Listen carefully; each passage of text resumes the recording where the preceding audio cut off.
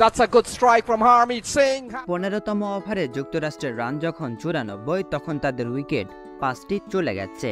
তখনও জিততে হলে স্বাগতিকদের করতে হতো 60 রান। বাংলাদেশ তখন চোখ বন্ধ করে জয়ের কথাটাই ভাবছিল, যদিও কিছুটা শঙ্কা ছিল কোরি অ্যান্ডারসনকে নিয়ে। কিন্তু জমদূত হাজির হন হারমিত সিং। এই বাঁহাতি অলরাউন্ডার মোস্তাফিজ শরীফুলদের নিয়ে মেতে ওঠেন ছেলে খেলায়। প্রথমে বল হাতে 2 উইকেট নেওয়া, এরপর ব্যাট হাতে 13 বলে 33 করে বাংলাদেশকে কঠিন এক পরাজয় উপহার দেন তিনি।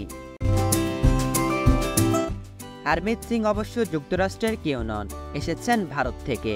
মানসিকভাবে খুবই শক্তিশালী এই অলরাউন্ডার।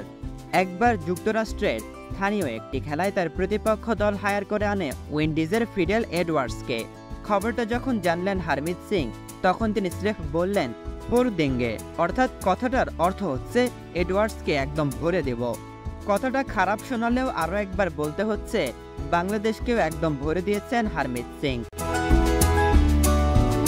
ভারতীয় ক্রিকেটার হারমিত সিং এর ক্যারিয়ারকে ছোটখাটো এক রোলার কোস্টার রাইডই বলা চলে।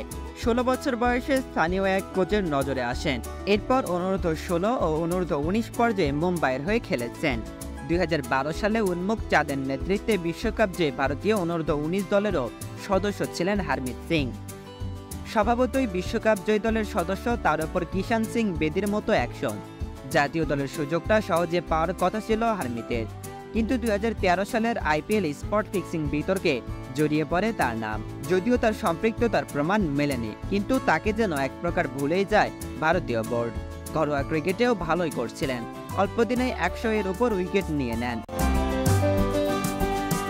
অন্যদিকে সময়ের সাথে পাল্লা দিয়ে বয়সটা বেড়ে যাচ্ছিল, কিন্তু ফিক্সিং ইস্যু আর সবকিছু মিলিয়ে কিছুতেই যেন ক্যারিয়ারটা গুছিয়ে উঠতে পারছিলেন না হারমিত।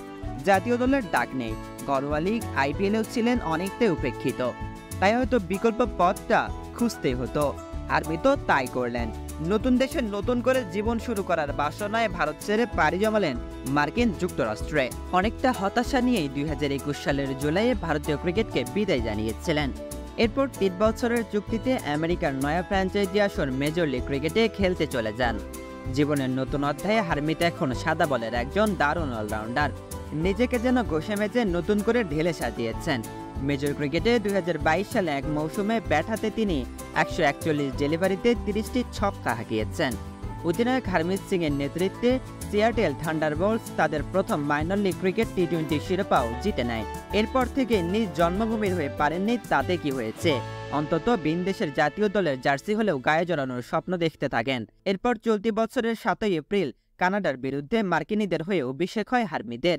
বয়সটা যদিও 31-এর কোটা পেরিয়ে যাচ্ছে, তারপরেও জাতীয় দলে খেলার স্বপ্নটা যে পূরণ হয়েছে সেটাই বা কম কিসে।